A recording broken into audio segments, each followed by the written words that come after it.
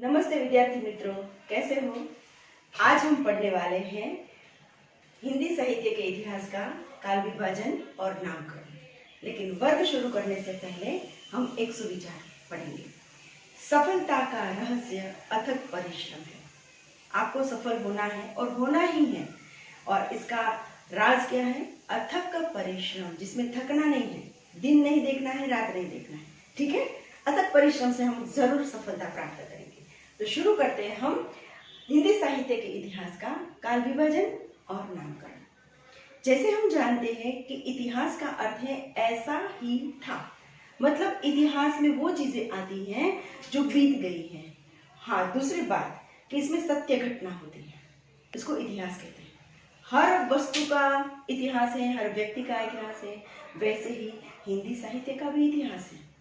हिंदी साहित्य में आज तक जो लिखा गया है उसका जो संग्रह है, वो कब लिखा गया, किसने लिखा, कैसी परिस्थिति में लिखा, उसका संग्रह माने हिंदी साहित्य का इतिहास। अच्छा, हिंदी साहित्य के इतिहास के 4 काल हैं, अर्थात आचार्य रामचंद्र शुक्ल ने इसको 4 युग में विभाजित किया है। सर्वप्रथम है आदिकाल, दूसरा है भक्तिकाल, तीसरा है रीतिकाल और चौथा है आधुनिक काल। ओके, तो सबसे पहले हम देखते हैं आदिकाल।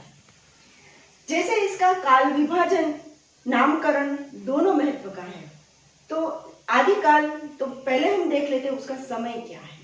आदिकाल का जो समय है वो है 1050 से लेकर 1375 का समय। लेकिन ये समय खास ध्यान रखें, विक्रम संवत का समय है। विक्रम संवत 1050 से 1375। भक्ति काल का समय है विक्रम संवत 1375 से 1700 तक का। रीति काल का समय है विक्रम संवत 1700 से 1900 तक का। और आधुनिक काल का समय है ईसवी सन 1850 से आज तक। आदिकाल, भक्ति काल और रीति काल में विक्रम संवत है, तो आधुनिक काल में ईसवी सन है। अच्छा, आप मुझे ये बताइए कि विक्रम संवत और आदिकाल किसे कहते हैं, और विक्रम संवत और आदिकाल में क्या फर्क है, कितना फर्क है, कितने साल का अंतर है। आप वीडियो रोककर ये चीज अपने नोट में नोट डाउन करेंगे और इस प्रश्न का जवाब मैं लास्ट में आपको दे रही हूँ। ठीक है, ओके, आगे बढ़ते हैं। आदिकाल, इसका दूसरा नाम है वीर गाथा काल। वैसे देखा जाए तो हिंदी की शुरुआत जो है 1000 से मानी जाती है, किंतु इससे पहले की भाषा, इस भाषा के बीच एक और भाषा है, यानी अपभ्रंश और हिंदी के बीच एक भाषा है जिसे हम अवहट्ट कहते हैं, जो 150 साल का समय है। तो आदिकाल की जब शुरुआत हुई उससे पहले ही अवहट्ट भाषा के माध्यम से, यानी आदिकाल में अपभ्रंश और हिंदी की मिश्रित भाषा का प्रयोग हुआ है।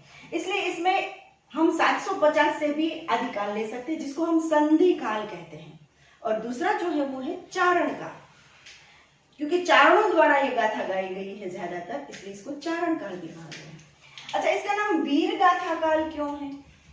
इसका कारण ये है कि इसमें वीरों की गाथा है, इसमें वीर रस का वर्णन है, और वीर रस का वर्णन होने के कारण इसको वीर गाथा काल भी कहा जाता है।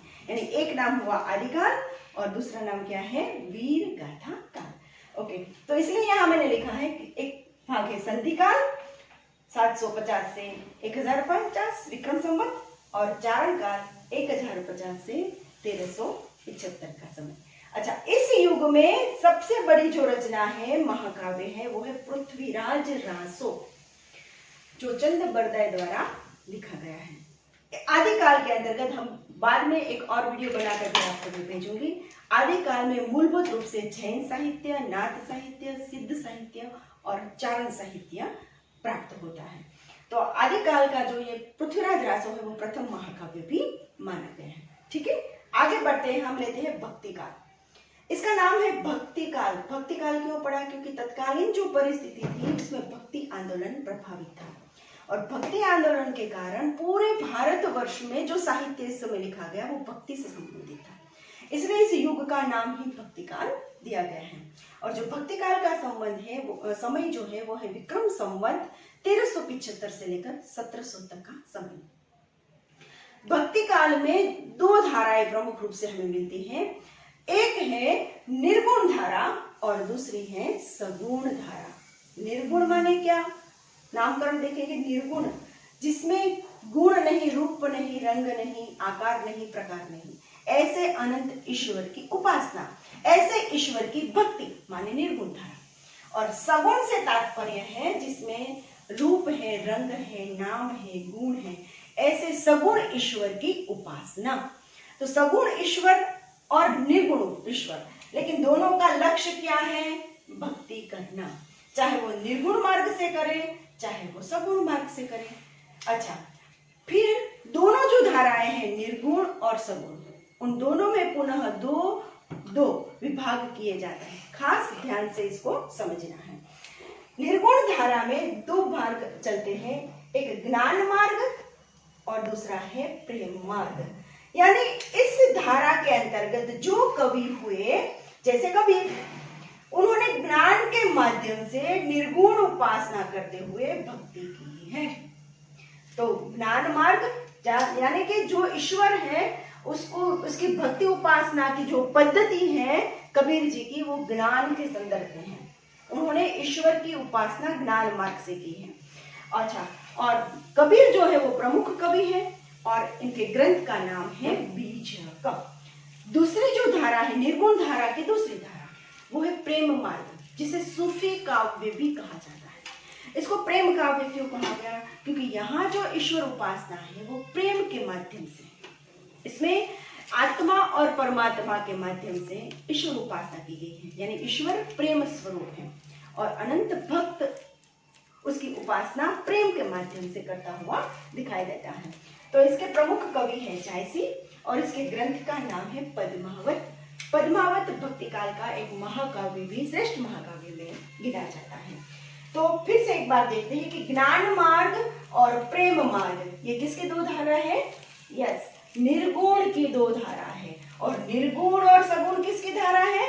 हाँ, भक्ति काल की धारा है। ठीक है। अच्छा, फिर हम आगे बढ़ते हैं सगुण की ओर, जो हमने बात की थी, जिसमें ईश्वर का नाम है, रूप है, रंग है। इसमें दो ईश्वर की लेकर उसकी उपासना दो पद्धति से की गई है। एक राम काव्य धारा और दूसरी है कृष्ण काव्य धारा। जिसमें राम को उपासक ईश्वर आराध्य देव मानकर उपासना की है वो राम काव्य धारा, और जहां कृष्ण को आराध्य देव मानकर उपासना की है, कृष्ण की विभिन्न लीलाओं का गुणगान किया है, वो कृष्ण काव्य धारा में आता है। तो राम काव्य धारा के प्रमुख कवि है तुलसीदास और जिनका प्रमुख ग्रंथ है रामचरितमानस। दूसरा जो है वो है कृष्ण काव्य धारा, और कृष्ण काव्य धारा में अष्ट कवि हैं और अष्ट कवि में प्रमुख रूप से हैं सूरदास, और सूरदास के ग्रंथ का नाम है, प्रमुख ग्रंथ का नाम है सूरसागर। तो हमें ये देखा भक्ति काल का समय 1375 से 1700 तक, और निर्गुण और सगुण दो धारा, और निर्गुण की ज्ञान धारा और प्रेम धारा। ज्ञान धारा के कवि है कबीर, उसके ग्रंथ का नाम है बीजक, और प्रेम काव्य धारा जिसके कवि हैं जायसी और इसकी रचना का नाम है पद्मावत, और सगुण काव्य धारा में राम काव्य धारा जिसके प्रमुख कवि है तुलसीदास और इसके ग्रंथ का नाम है रामचरितमानस, और कृष्ण काव्य धारा जिसके प्रमुख कवि हैं सूरदास और इसके ग्रंथ का नाम है सूरसागर। अच्छा, अब हम जाते हैं रीतिकाल की ओर। रीतिकाल यानी परंपरा, इसमें संस्कृत की परंपरा को यहाँ रखा गया है। संस्कृत की परंपरा के अनुसार अलंकार, छंद, जो परंपरा है उसके आधार पर जो ग्रंथ लिखे गए हैं, इसलिए इसको रीतिकाल भी कहा जाता है। और इसका दूसरा नाम है श्रृंगार काल। श्रृंगार काल का मतलब है इसमें ज्यादातर श्रृंगार रस का वर्णन है। जैसे वीर गाथा काल में वीर रस का वर्णन था, इसमें श्रृंगार का वर्णन है, इसलिए इसको श्रृंगार काल भी कहा जाता है। और इसका समय है विक्रम संवत 1700 से 1900 तक का समय। रीतिकाल को 3 धाराओं में विभाजित किया गया है, रीतिबद्ध, रीति सिद्ध और रीति मुक्त। जिन्होंने नियमों का बंधन, रीति परंपरा के नियमों के बंधन के अनुसार किया है वो बद्ध है, और इनका आचरण करते हुए आगे बढ़े हैं वो सिद्ध है, और जो इन नियमों से मुक्त रहे हैं उसको हम रीति मुक्त कहते हैं। और रीतिबद्ध में प्रमुख कवि है केशवदास, रीति सिद्ध में बिहारी और रीति मुक्त में घनानंद को हम देखते हैं। तो ये है रीतिकाल। इसके बाद हम देखते हैं आधुनिक काल। आधुनिक काल को गद्य काल भी कहा जाता है। गद्य काल क्यों कहा गया इसको? इसका कारण ये है कि आधुनिक, देखो नाम ही इसका है आधुनिक, यानी इससे पहले जो साहित्य लिखा गया आदिकाल, भक्तिकाल या रीतिकाल में, वो पद्यबद्ध था। आधुनिक काल में गद्य का आविर्भाव हुआ, इसलिए इसको गद्य काल कहा जाता है। ठीक है, तो इसका दूसरा नाम गद्य काल भी है। और इसका समय ईस्वी सन 1850 से अब तक, यानी 1857 का जो विप्लव है उसके बाद एक क्रांति आई है, आधुनिकता की शुरुआत हुई है, इसलिए इसका समय ये है। दूसरा इसका कारण ये था 1850 रखने का कारण, क्योंकि जो गद्य के जनक हैं, जो गद्य के पिता कहे जाते हैं, ऐसे भारतेंदु हरिश्चंद्र जी का जन्म भी 1850 में हुआ है और इसलिए इस युग को 1850 से रखा गया है, ईस्वी सन 1850। अच्छा, आधुनिक काल के अंतर्गत प्रमुख रूप से 4 और इसके बाद स्वातंत्रोत्तर मिलाकर 5 और अनेक धाराएं चलती हैं।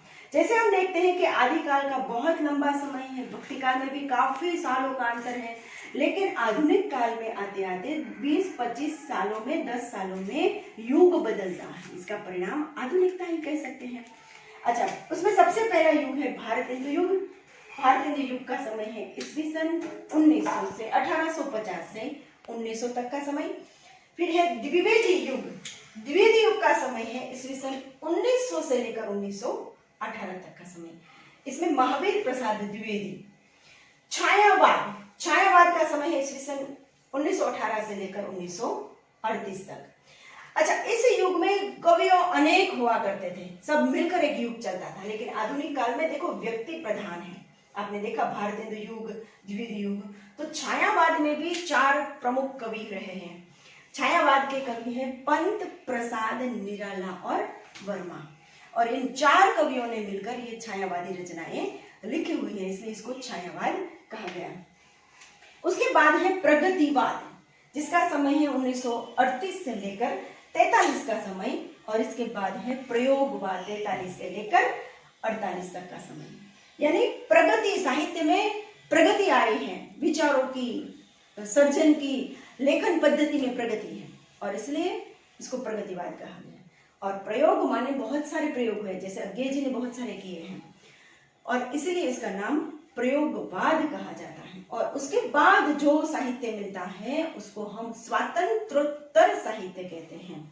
स्वातंत्रोत्तर मतलब स्वतंत्रता के बाद जो भी लिखा गया है, फिर 6ठा दशक, 7वां दशक, 8वां दशक, 9वां दशक, इस प्रकार से साहित्य रचनाएं बदलती गई। अब अनेक प्रकार की लेखन पद्धतियां भी बदलती गई। इसमें व्यक्ति के आधार पर भी, उसकी विशेषता के आधार पर भी साहित्य लेखन होता गया। तो ये जो कुल मिलाकर हम देखते हैं वो है आदिकाल, भक्तिकाल और रीतिकाल। और इसके माध्यम से हमने देखा कि हिंदी साहित्य के इतिहास का काल विभाजन और नामकरण। अच्छा, मैं विश्वास रखती हूँ कि आपने बीच में मेरे वीडियो को रोककर आपने उस प्रश्न का समाधान तो किया ही होगा कि भाई विक्रम संवत और ईस्वी सन किसे कहते हैं और उसमें कितने साल का अंतर है। किया? नहीं किया तो अभी रोक दो और फिर अब मेरे प्रश्न का जवाब दो। मैं आगे बढ़ती हूँ। विक्रम संवत माने विक्रम राजा के समय, भारतीय परंपरा के अनुसार जो समय है वो विक्रम संवत, और ईस्वी सन माने यीशु ख्रिस्त के आधार पर जो बताया गया है वो ईस्वी सन। अच्छा, उन दोनों में कितना अंतर है? तो ईस्वी सन और विक्रम संवत दोनों में 56 साल का अंतर है। ईस्वी सन पीछे है और विक्रम संवत 56 सालों से आगे है। ठीक है, ओके। अच्छा, आप इस स्क्रीन को फोटो खींच लो, नोट डाउन कर लो अपने बुक में, अपने चार्ट के माध्यम से उसको रख लो, और तब तक मैं आपके सामने एक और चीजें लेकर आती हूँ।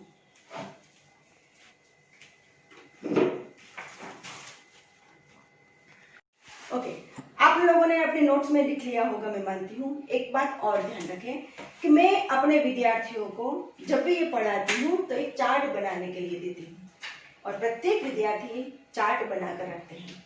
जो मेरे विद्यार्थी थे, पुराने विद्यार्थी, उन लोगों को पता है, ये उन्होंने ही तैयार किया है। तो ऐसे ही आपको एक चार्ट तैयार करना है हिंदी साहित्य के इतिहास का, और आप जहां बैठते हो, आपके दराज है, आप कबोर्ड है, आप जहां बैठकर पढ़ते हो वहां ये चार्ट आपको रखना है। कब तक? जब तक आप दूसरे चार्ट को नहीं बना लेते हैं तब तक। ठीक है, तो ये रही हिंदी साहित्य के इतिहास के काल विभाजन नामकरण के बाद। अगले वीडियो में हम फिर से मिलेंगे, और तब तक नमस्कार।